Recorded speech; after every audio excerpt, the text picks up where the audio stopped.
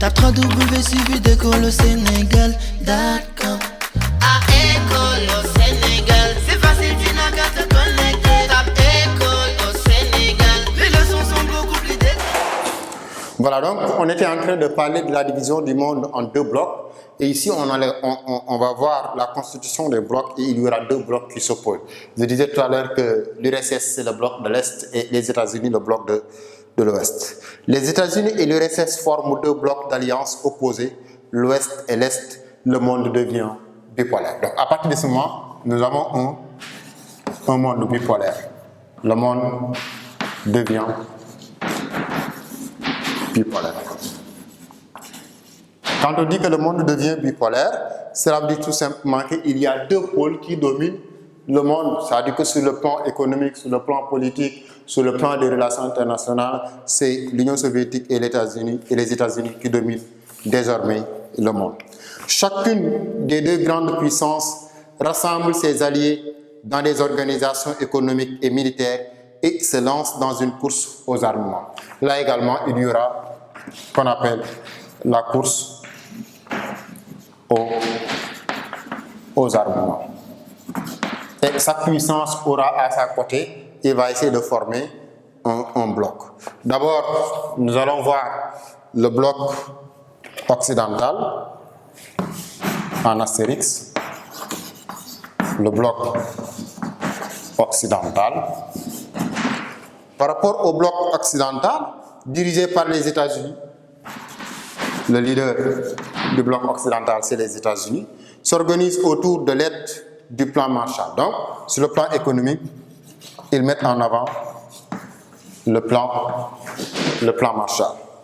En 1948, les pays d'Europe de l'Ouest qui l'acceptent forment l'OECE. Donc, les pays de l'Europe,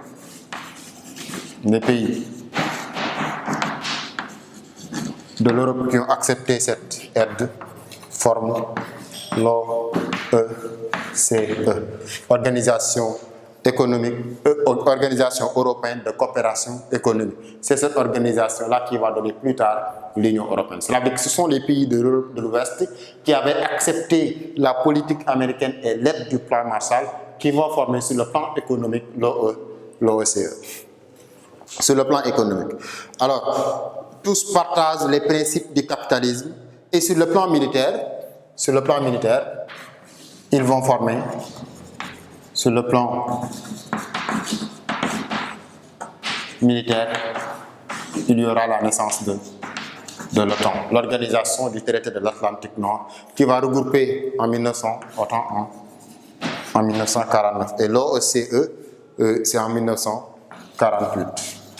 Et là, il faut bien retenir ça parce qu'à chaque fois, la guerre phare, c'est ce qu'on appelle de riposte en riposte. C'est-à-dire qu'à chaque fois que les Américains mettent en place quelque chose, les Soviétiques vont essayer de riposter et de répondre par rapport à ce que les Américains ont mis en place. Donc l'OTAN va naître en 1949 et à partir de là, les États-Unis vont s'allier avec les autres pays de l'Europe qui ont accepté sa politique sur le plan militaire. Et ça, par rapport à la leçon même qu'on avait parlé, on peut dire qu'il s'agit d'une coopération militaire en termes géographiques.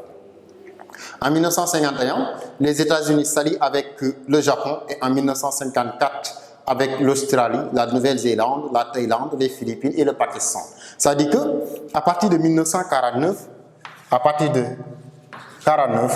les Américains élargissent leur alliance. Donc ils vont élargir leur alliance à travers d'autres entités. Ensuite, nous allons voir le bloc socialiste. Le bloc socialiste. Donc, bloc occidental, ensuite bloc socialiste. Le bloc socialiste s'organise autour de l'URSS. Ici, le leader, c'est l'Union soviétique, qui transforme les pays de l'Europe centrale en satellites. Donc, il y aura la transformation des pays en satellites. On parle de pays satellites. Les pays satellites, c'est tout simplement des pays qui dépendent d'un autre pays placés sous l'influence directe d'un autre pays. Ça veut dire que tous les pays qui dépendaient de l'Union soviétique faisaient partie de ces pays satellites-là. Et l'autre aspect, c'est les intégrer dans ce qu'on appelle une union économique, le le KM, naissance du KM, donc sur le plan économique. L'Union soviétique va mettre en place le KM en réponse à l'OEC. J'avais dit tout à l'heure qu'à chaque fois, il faut essayer de voir ce que les Américains ont mis en place. Les Soviétiques vont également mettre quelque chose de similaire en place. Les Américains ont mis l'OECE avec les Européens. L'Union soviétique va mettre également le KM. En 1950, elle signe un traité d'alliance avec les communistes chinois qui ont pris le pouvoir en 1949. En 1955, elle crée le pacte de Varsovie, qui est une réponse à l'organisation de l'OTAN. Ça veut dire qu'eux également, à partir de 1950, les Soviétiques ou l'Union soviétique élargit aussi et élargissent eux-mêmes leur sphère d'influence en Asie. Parce que les Américains se sont alliés avec les Japonais. Ici, les Soviétiques vont s'allier avec les Chinois en signant un traité avec les Chinois à partir de 1949. En 1955, ils vont mettre le pacte de Varsovie. Pacte de Varsovie en réponse à l'OTAN. Ça veut dire qu'on peut faire une étude parallèle de la formation des blocs côté États-Unis, côté européen, côté soviétique, autant pour moi. Donc si vous le comprenez de cette manière, facilement vous allez comprendre la leçon. Et en deuxième point, les crises de la guerre froide. Les crises de la guerre froide. Donc après la formation des blocs et la course aux armements, il y aura maintenant des crises qui vont naître à partir de là. Et par rapport à ces crises, nous avons le blocus de Berlin. Le blocus de Berlin, 1948-1949.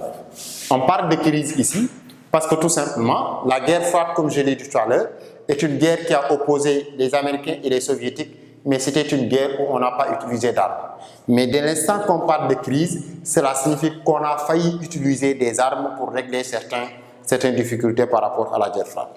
En 1948, l'Union soviétique fait le blocus de Berlin-Ouest, occupé par les Américains, les Anglais et les Français, pour s'emparer de cette zone, mais il échoue grâce au pont aérien que les Américains déploient pour ravitailler la ville. La tension entre les États-Unis et l'Union soviétique redevient très vive au moment de la construction du mur entre les deux secteurs de Berlin, décidé par les autorités soviétiques en 1961. Cela veut dire que ici, le blocus de Berlin va intervenir au moment où, après la guerre, lors du traité de Versailles, par exemple, l'Allemagne serait divisée en 4 zones d'influence. Une zone d'influence pour les États-Unis, une zone d'influence pour la France, une zone d'influence pour le Royaume-Uni et une zone d'influence pour l'Union soviétique. Maintenant, les États-Unis, la France et l'Angleterre vont s'allier, alors que dans la partie même qui est occupée par l'Union soviétique, il y aura Berlin. Et puisqu'il y a Berlin dans cette partie-là, Berlin devait également être divisé en 4 zones d'influence où chacun devrait avoir une portion. Et c'est au niveau pour que les Américains puissent ravitailler la partie qui se trouve dans leur zone, il fallait traverser la zone soviétique. Et c'est la raison pour laquelle les Soviétiques avaient bloqué tout simplement cette zone. Et même pour empêcher que ceux qui sont de Berlin-Ouest vont se déplacer vers l'autre côté, la naissance de la RFA et de la RDA, ils vont construire le mur de Berlin, ce que nous allons voir après. Donc, retenez qu'ici, quand on parle de crise de Berlin, c'est par rapport aux tensions à partir de ce moment-là. Maintenant, pour pouvoir ravitailler l'autre partie, les Américains ont mis en place tout simplement ce qu'on appelle le pont aérien. Mais ce pont aérien-là a également causé beaucoup de morts parce que la distance est très courte pour que les avions puissent décoller ici et aller atterrir trop près pour pouvoir ravitailler cette zone-là. Et c'est là ce que les autorités soviétiques ont décidé de faire jusqu'en 1961. Après la crise de Berlin, nous avons la crise de la guerre de Corée. la guerre de Corée. Là aussi, toujours comme je l'ai dit, on a failli utiliser les armes à Corée. Et même à Corée, il y avait une proposition de l'utilisation de l'arme atomique. En 1950, la Corée du Nord communiste, et là aussi il faut faire très attention, c'est la Corée du Nord qui est communiste, la Corée du Sud capitaliste. En 1950, la Corée du Nord communiste a envahi la Corée du Sud pro-américain, donc Corée du Nord communiste, Corée du Sud pro-américain. Donc, en 1950, la Corée du Nord va envahir la Corée du Sud qui est pro-américaine. Aussitôt, avec l'accord de l'ONU, les Américains envoient des troupes pour soutenir la Corée du Sud. C'est-à-dire qu'au moment où la Corée du Nord avait attaqué la Corée du Sud et l'a envahi jusqu'à franchir le 38e parallèle, les États-Unis, sous la bannière de l'ONU, parce qu'à partir de ce moment, l'ONU est née, à partir des négociations au sortir de la Deuxième Guerre mondiale, ils vont envoyer les casques bleus, c'est-à-dire sous la conduite du général Eisenhower, qui va essayer de défendre les intérêts de la Corée du Nord pour le libérer. Si l'URSS entre dans le conflit, c'est la guerre entre les deux grands. Ça veut dire qu'ici, on avait un risque que l'Union soviétique va entrer dans le conflit.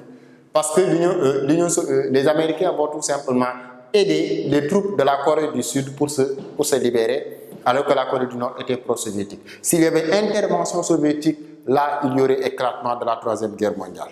Mais le problème en est que finalement, Staline renonce à intervenir et la guerre de Corée, ça c'est en 1953. Donc, l'URSS n'intervient pas.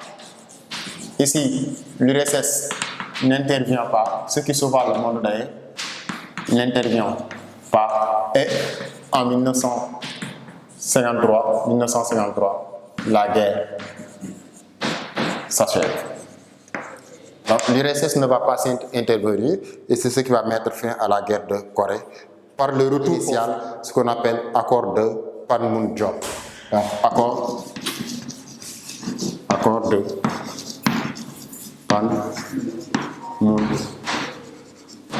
Panmunjom. Donc cet accord-là, c'est un accord qui consiste à une zone démilitarisée séparant les deux Corées. Certains ils disent que la séparation c'est le long de la 38e parallèle nord. Donc, définition de zone démilitarisée. Et jusqu'à aujourd'hui, la Corée est séparée en deux, la Corée du Nord et la Corée du Sud. Et au moment de la séparation, le malheur en est qu'il y avait des familles issues de la Corée du Nord qui se situaient au sud et de la même manière des familles de la Corée du Sud qui se situaient au nord et qui ne se sont pas retrouvées jusqu'à récemment où une fête a été organisée sur la frontière pour permettre à ces familles-là de se retrouver. Et la troisième crise, toujours par rapport à ces crises-là, c'est la crise de Cuba en 1962. La crise de Cuba 1962. Alors, qu'est-ce qui a donné naissance à cette crise de Cuba en 1962? En 1959, Fidel Castro s'empare du pouvoir. En 1959, Castro au pouvoir au Cuba. Et se rapproche de l'Union soviétique de Khrouchtchev.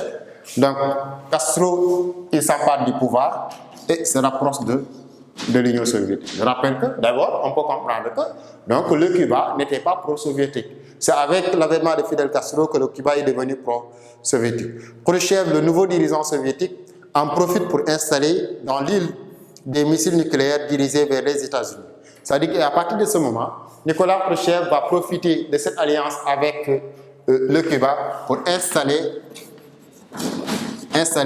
des rampes de lancement de missiles en direction des États-Unis. De lancement de missiles. Direction États-Unis. Et ça devient une menace. Ça veut dire que si des rampes de lancement de missiles sont installées au niveau du Cuba, de l'île de Cuba en direction des États-Unis, donc si des missiles sont installés, ces missiles-là peuvent atteindre directement les Américains. Ensuite, En 1962, le président américain Kennedy menace l'Union soviétique d'une guerre si les missiles ne sont pas retirés. Khrouchtchev renonce alors à son projet et la guerre est évitée. Ça veut dire que ici, en 1962, comme disent certains historiens, il y avait un bateau chargé de missiles en direction de Cuba. Et en pleine mer, le bateau est intercepté pour demander à l'Union soviétique d'arrêter parce que si ils franchissent et installent les missiles en direction des États-Unis, ils vont installer les missiles, les Américains vont riposter. Il y a eu des négociations dans la mer, des négociations entre le président Kennedy et le président Khrouchtchev, ce qu'on appelle les deux cas. Donc, les deux cas, là également on les appelle, ils vont négocier, ils négocient, trouvent un accord et la guerre sera évitée. Donc il n'y aura pas de guerre à partir de 1962 parce que Khrouchtchev va décider tout simplement de ne pas installer les missiles en direction des États-Unis. Voilà donc par rapport aux différentes crises qui ont eu lieu pendant la guerre froide et qu'il faut bien noter, nous allons procéder au grand 2, la détente et la coexistence pacifique.